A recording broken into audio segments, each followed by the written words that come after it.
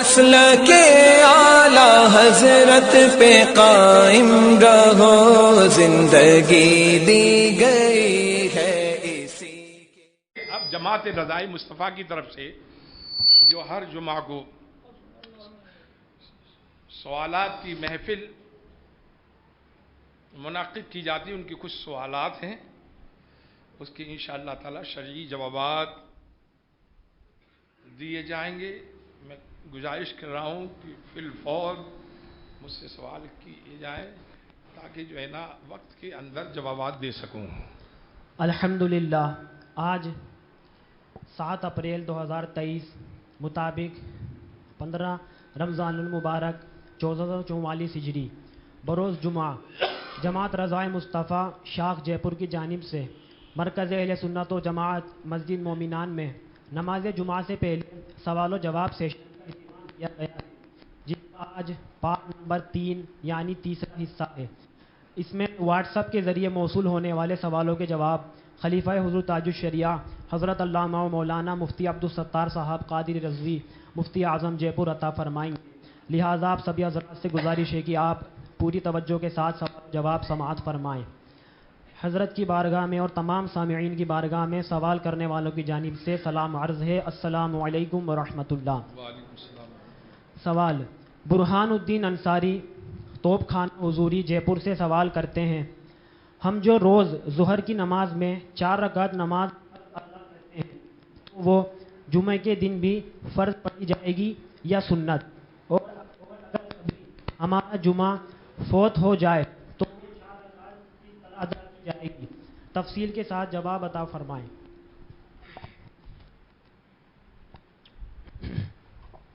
نحمده ونصلي ونسلم على رسوله الكريم اللهم رب زدني علما نافعا اللهم صل على سيدنا محمد وعلى سيدنا ومولانا محمد كما تحب وترضى بأن تصلي عليه صلاة وسلام عليك يا سيدي يا رسول اللہ صلی اللہ تعالی علیہ وسلم۔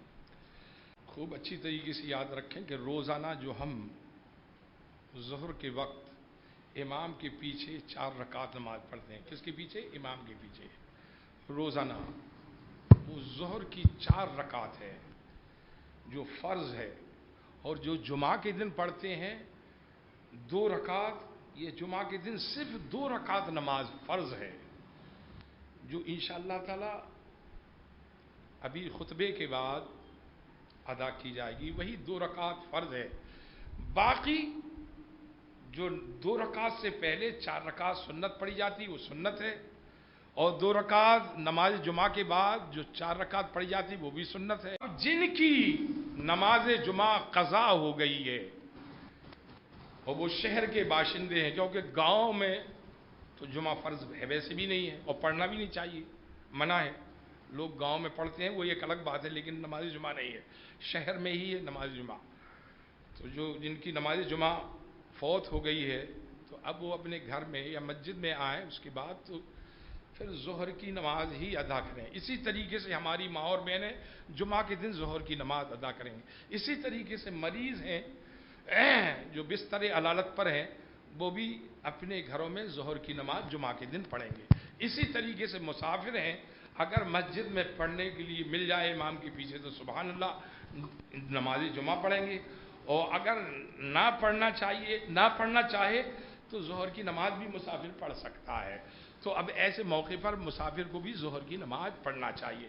پتہ چلا کہ شہریوں پر اور تندرستوں پر اور غیر مسافروں پر اور مردوں پر جو ہے نا نماز جمعہ فرض ہے، باقی لوگ ظہر کی نماز پڑھیں گے، اور وہ بھی کب پڑھیں گے؟ جب یہاں نماز جمعہ ادا کر لی جائے اس کے بعد پڑھیں گے۔ نوری محفل بنام رمضان شریف کے تعلق سے سوال و جواب سیشن من جانب جماعت رضائے مصطفیٰ شاخ جے پور۔ محمد حسن رضا رضوی خواجہ نگر امرت پوری سے سوال کرتے ہیں کہ اگر کسی کو ہم نے ادھار پر پیسے یا مال دیا ہو تو کیا ہمیں اس پر بھی زکوٰۃ دینی ہوگی؟ اگر دینی ہوگی تو کس طرح دینی ہوگی؟ آپ دنیا بھر میں پیسہ بانٹ دیں لیکن اس مال کے، اس روپیہ کے آپ مالک ہیں، چاہے روپیہ ہو آپ کا دوسرے کے پاس، چاہے مال ہو، چاہے یعنی جیسے جواہرات وغیرہ ہے یا سونا چاندی جو بھی ہو، اگر یہ ہے کسی کے پاس اور وہ گروی نہیں ہے بلکہ یوں ہی ادھار دے دیا، کیونکہ گروی جو مال ہوتا ہے اس پر زکوٰۃ نہیں ہے، نہ راہن پر ہے نہ مرتہن پر ہے، نہ گروی رکھنے والے پر ہے اور نہ اس پر ہے جس نے گروی رکھا ہے، تو دونوں پر زکوٰۃ نہیں ہے۔ گروی کا الگ حکم ہے، لیکن قرض کے طور پر دیا اس کی زکوٰۃ دینا پڑے گی۔ جی اشتیاق احمد شاہی پیلی بھیت شریف سے سوال کرتے ہیں کہ نماز تراویح میں 8-10 رکعت کے بعد وضو ٹوٹ گیا اور جب وضو بنا کر آئے جب تک 2 رکعت نماز ہو چکی تھی، تو اب وہ 2 رکعت نماز کیسے اور کب پڑھیں؟ اور حضرت اگربتی کے دھوئیں سے بھی روزے میں کوئی فرق پڑتا ہے یا نہیں؟ یہ دو مسئلہ ہیں۔ اگر نماز تراویح میں وضو ٹوٹ گیا اور 2 رکعت نماز اس کی چلی گئی وضو کرنے کی وجہ سے، تو وہ سب سے آخر میں جب وطر پڑھ چکے امام کے پیچھے، جب وطر پڑھ لے اس کے بعد جو ہے نا وہ 2 رکعت سنت تراویح کی نیت سے نیت باندھ کر کے اور نماز تراویح فوت شدہ کو پڑھ لے۔ اور اگربتی کے دھوئیں کا جو معاملہ ہے یا بیڑی سگریٹ وغیرہ کے دھوئیں کا معاملہ ہے، اگر قصدن اس کو کھینچا تو روزہ چلا جائے گا، اور ویسے اگر اگربتی جل رہی ہے اور اس کی خوشبو آ رہی، اس کا دھواں پھیل رہا ہے اور وہ چلا جائے سانس کے ذریعے اندر، تو روزہ نہیں ٹوٹے گا۔ جی زید قادری جے پور سے عرض کرتے ہیں، حضرت صاحب کی بارگاہ میں سلام مسنون کے بعد عرض ہے کہ میں موبائل پر ٹی وی پروگرام کے نام پر ایپیسوڈز دیکھ رہا تھا کہ یکایک اسکرین پر فحش تصویر نمودار ہو گئی، جسے دیکھ کر مجھے شہوت محسوس ہوئی۔ روزے کی حالت میں نے جماع سے تو پرہیز کیا پر اپنے طور سے منی خارج کر دی، پھر میں نے غسل کیا اور روزے دار کی طرح روزہ پورا کیا۔ جب تک مجھے یہ معلوم تھا کہ جماع سے روزہ ٹوٹ جاتا ہے، پر پچھلے دنوں میں نے آپ کا سوال و جواب کا پروگرام سنا جس میں آپ نے بتایا تھا کہ شہوت کے ساتھ جان بوجھ کر منی خارج کرنے سے روزہ ٹوٹ جاتا ہے، اور مجھے اس بات کا علم ہوا۔ اب میرا سوال یہ ہے کہ اس مسئلے کے معلوم ہونے سے پہلے جو کام میں نے انجام دیا تو کیا مجھے اس روزے کی باقی بعد میں قضا کرنی ہوگی یا نہیں، اور کیا مجھے اس کا کوئی فدیہ یا کفارہ بھی دینا ہوگا؟ مجھے ہدایت فرما دیجیے۔ اللہ عز و جل صحت و سلامتی کے ساتھ آپ کا سایہ ہم پر دراز فرمائے اور آپ اسی طرح مسلک و مذہب کی خدمت کرتے رہیں، آمین۔ بہت سے ایسے نوجوان ہیں جو دنیا بھر کی علم و ہنر کو آسانی سے حاصل کر لیتے ہیں، لیکن یہ توفیق ہی نہیں ہوتی ان کو کم از کم یہ روزمرہ کے مسائل بھی معلوم کریں کہ اتنا سا وقت بھی نہیں ہے، اور پھر نہ جانے لا علمی میں کتنے گناہ کرتے ہیں، اپنی آخرت کو تباہ و برباد کرتے ہیں۔ یاد رکھو، میں پہلے بتا چکا ہوں کہ ایسی گندی تصویریں کیوں دیکھتے ہو بھائی؟ کیوں دیکھتے ہو ایسی گندی تصویریں جس سے شہوت پیدا ہو، یعنی دل میں ایک آگ سی اٹھے، اور شہوت جب غلبہ کر جائے تو ایسی صورت میں پھر گناہ کر بیٹھے۔ ہاتھ سے منی نکالنے والے کے لیے اللہ کے رسول نے لعنت فرمائی ہے، جو ہاتھ سے منی نکالتے ہیں۔ یاد رکھو، ان مسائل کو بیان کرنے میں کسی قسم کی جھجک محسوس نہیں کروں گا، اس لیے کہ یہ اللہ اس کے رسول کا حکم ہے، بلکہ جو حق کو چھپاتے ہیں اللہ تعالیٰ نے فرمایا ان الذین یکتمون ما انزل اللہ ان الذین یکتمون ما انزلنا من الکتاب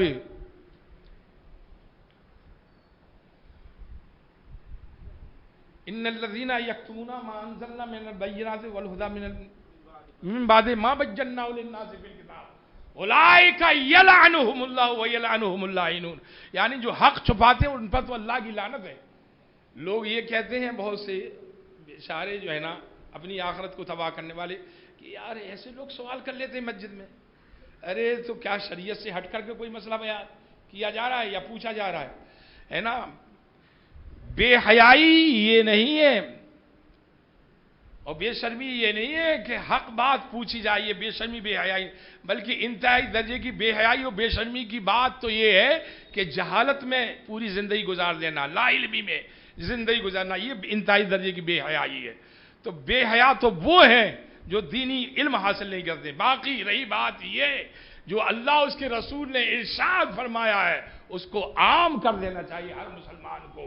حضور فرماتے ہیں بلغوا انی ولو آیا، میری طرف سے تمام لوگوں کو میری طرف سے باتوں کو پہنچا دو، اگرچہ ایک ہی آیت کیوں نہ ہو، اگرچہ ایک ہی بات کیوں نہ ہو، اس کو پہنچا دو. حضور تو پہنچانے کا حکم دے رہے ہیں اور تو کہہ رہا ہے کہ یار یہ تو شرم کی بات ہے. تو شرم تو تمہیں کرنا چاہیے کہ تم پوچھتے نہیں ہو. تو ہاتھ سے منی نکالنا، اس سے روزہ ٹوٹ جاتا ہے. باقی جتنے دنوں تک یہ کام کیا، جتنے سالوں تک یہ کام کیا ہے نا، اور روزے کی حالت میں کیا، ان سب روزوں کی قضا کرنا فرض ہے. اور اللہ کی بارگاہ میں توبہ بھی کرے اور اللہ تبارک تعالیٰ سے پناہ مانگے ان گناہوں سے کہ مولا تبارک تعالیٰ ان گناہوں سے ہم سب کو، تمام مسلمانوں کو معمون و محفوظ فرمائے. عبد الوہاب انصاری جے پور سے سوال کرتے ہیں، خاص طور پر جمعے میں اور رمضان شریف میں مسجدوں میں یہ دیکھا جاتا ہے کہ بچے بہت زیادہ شور مچاتے ہیں اور کچھ تو مسجد میں دوڑ لگاتے ہیں اور کئی بار آپس میں گالی گلوچ بھی کرتے ہیں. تو اس سلسلے میں مسجد انتظامیہ اور مقتدیوں کو کیا کرنا چاہیے، رہنمائی فرمائیں. مقتدیوں کو بھی روکنا چاہیے اور انتظامیہ کو بھی روکنا چاہیے، اور اس سے پہلے ماں باپ کو بھی حسن اخلاق کی تعلیم دینا چاہیے. ویسے بھی گالی گلوچ کرنا جو ہے نا، یہ ویسے بھی ایک فعل حرام ہے. یہ الگ بات ہے کہ چھوٹے چھوٹے نابالغ بچوں پر شریعت کا قلم تو نہیں چلتا ہے، لیکن بچے تو گنہگار نہیں ہوں گے ابھی چھوٹے چھوٹے، لیکن ماں باپ ضرور گنہگار ہوں گے. ان کو اچھا ادب کیوں نہیں سکھایا، ان کو حسن اخلاق کی تعلیم کیوں نہیں دی. اور جب تک یہ گالی گلوچ ہو، طوفانی بدتمیزی کا ماحول بند نہ ہو جائے، تب تک کہ ایسے بچوں کو مسجد میں کسی قسم کی انٹری نہیں کرنی چاہیے اور نہ کسی قسم کی ان کی انٹری ہونا چاہیے. ہے نا، والدین پر ضروری ہے، لازم ہے کہ ایسے بچوں کو اس وقت تک اپنے گھروں میں روکی رکھیں جب تک کہ وہ باادب نہ ہو جائے. عبد الملک رضوی محلہ مومنان سے سوال کرتے ہیں کہ روزے کی حالت میں وضو میں اور غسل میں کلی کرنے اور ناک میں پانی چڑھانے کا طریقہ ارشاد فرما دیجئے، اور کلی کرنے کے بعد منہ میں جو پانی رہ جائے تو اس سے روزے پر کیا کوئی فرق پڑے گا؟ کلی کرنے میں اور ناک میں پانی چڑھانے میں مبالغہ نہیں کرنا چاہیے. کہیں اگر آگے تک پہنچ گیا، یعنی کلی کرنے میں حلق سے نیچے اتر گیا، ناک میں پانی چڑھانے میں جو ہے نا دماغ تک پانی پہنچ گیا تو روزہ چلا جائے گا. باقی رہی تری کی بات تو اچھی طریقے کلی کر لے، جو تری رہ منہ میں رہ جاتی ہے پانی کی وہ معاف ہے، اگر اس کو نگل بھی گیا تب بھی روزہ نہیں جائے گا. سوال، ہندا نے ماریا کو ایک موٹی رقم بطور ادھار دے رکھی ہے، مگر ماریا وہ رقم ابھی لوٹانے کی پوزیشن میں نہیں ہے اور اسے کچھ اور رقم کی ضرورت ہے جس کے لیے اس نے ہندا سے بطور ادھار مانگا ہے. ایسی صورت میں ہندا زکوٰۃ کے مال سے ماریا کی مدد کرنا چاہتی ہے تاکہ اس کی مدد بھی ہو جائے اور وہ مزید اور قرض دار نہ ہو. تو کیا شریعت مطہرہ ہندا کو اس کی اجازت دیتی ہے کہ وہ ماریا کو بنا بتائے زکوٰۃ کے مال سے اس کو رقم دے کر اس کی مدد کر سکے؟ رہنمائی فرمائیں. سب سے پہلے یہ اصل مسئلہ جان لیں کہ جس کو آپ زکوٰۃ دے رہے ہیں وہ زکوٰۃ کے اہل ہیں بھی کہ نہیں، مصارف زکوٰۃ میں سے ہیں کہ نہیں، ہے نا. اگر نادانی میں آپ نے بغیر سوچے سمجھے ہر ایک کو زکوٰۃ پکڑا دی تو آپ کی زکوٰۃ ادا نہیں ہوگی. بہت سے غریب و فقیر بنے ہوئے ہیں، ان کے پاس سونا اور چاندی ہوتا ہے، چاہے دونوں ٹائم کے کھانے کا ان کے گھر میں انتظام نہ ہو، لیکن اگر سونا اور چاندی ہے ان کے پاس، یاد رکھنا چاہے بھوکے مرتے ہوں، تو ایسے لوگوں پر زکوٰۃ خرچ کریں گے تو زکوٰۃ ادا نہیں ہوگی. ان کے اوپر تو خود زکوٰۃ فرض ہے، چاہے بھوکے کیوں نہیں مر رہے ہو، کیونکہ وہ سونا چاندی کیوں رکھے ہو، اس کو بیچو، اور رکھے ہو تو تمہارے اوپر بھی زکوٰۃ ہے، وہ زکوٰۃ لے بھی نہیں سکتے.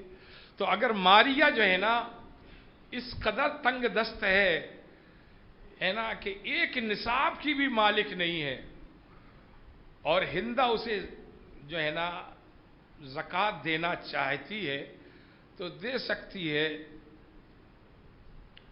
اور یہ بھی ضروری نہیں ہے کہ جیسے سوال ہوا کہ بتا کر دینا کوئی ضروری ہے، بھائی یہ ضروری نہیں ہے. آپ زکوٰۃ کا بالکل نام نہ لیں تب بھی زکوٰۃ ادا ہو جائے گی. کیا ضرورت ہے نام لینے کی، ڈنکا بجانے کی کیا ضرورت ہے بھائی، ہے نا. آپ کو صرف معلوم یہ کرنا ہے کہ یہ زکوٰۃ کی مستحق ہے کہ نہیں. اگر زکوٰۃ لینے کی مستحق ہے تو زکوٰۃ دیں، ہے نا. باقی اعلان کرنے کی کوئی حاجت اور کوئی ضرورت نہیں ہے کہ لو بھائی یہ زکوٰۃ ہے. کچھ بھی کہہ سکتے ہیں آپ، یہ عید کا تحفہ ہے، یہ رمضان کا خرچہ ہے، یہ میری طرف سے گفٹ ہے، تحفہ ہے، کچھ بھی کہہ کر کے آپ دے سکتے ہیں، آپ کی زکوٰۃ ادا ہو جائے گی. ہاں کتنے مسائل ہیں؟ 2 ہیں. چلو 2 منٹ بس. محمد طیب توپ خانہ حضوری جے پور سے سوال کرتے ہیں کہ لائف انشورنس پالیسی یا ہیلتھ انشورنس پلان لینا جائز ہے یا نہیں، اور جیون بیمہ میں جو رقم جمع ہے کیا اس پر بھی زکوٰۃ دینی ہوگی اور کس طرح دینی ہوگی؟ بلا شبہ جو ہے نا جو جمع رقم ہے اس پر زکوٰۃ بھی دینا ہوگی.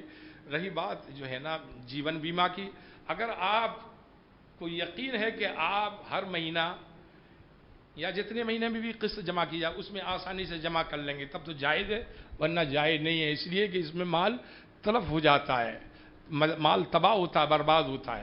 اگر یقین ہے کہ آسانی سے قسط جمع کر لیں گے تب تو جائز ہے، ورنہ ناجائز ہے. اور بولو. آج کی نشست کا یہ آخری سوال ہے. الحمدللہ حضرت پچھلے سال کی طرح اس سال بھی اپنی اسی مرکزی مسجد مومنان میں جماعت رضائے مصطفیٰ کے پرچم تلے 10 دن کے اعتکاف کا اہتمام کیا جائے گا، جس میں بہت سے نوجوان اعتکاف میں بیٹھنے کی سعادت حاصل کریں گے. حضرت سے گزارش ہے کہ اعتکاف کی کچھ فضیلت ارشاد فرما دیجیے تاکہ اور حضرات بھی ذوق و شوق کے ساتھ اعتکاف میں بیٹھیں، اور اعتکاف میں بیٹھنے والوں کے لیے کچھ ضروری ہدایات بھی ارشاد فرما دیجیے. جزاک اللہ. حضرت امام حسین حضور کے نواسے، ان سے حدیث پاک مروی، انہوں نے اپنے نانا سے سنا، فرمایا کہ جس نے 10 دن کا رمضان مبارک میں اعتکاف کیا اسے 2 حج اور 2 عمرے کا ثواب عطا کیا جاتا ہے. دوسری ایک حدیث پاک یہ ہے کہ جو 10 دن کا اعتکاف کرے اس کے لیے جو ہے نا 1000 سال کی عبادت کا ثواب لکھ دیا جاتا ہے، اور قیامت کے دن اسے عرش کا سایہ اللہ تعالیٰ عطا فرمائے گا.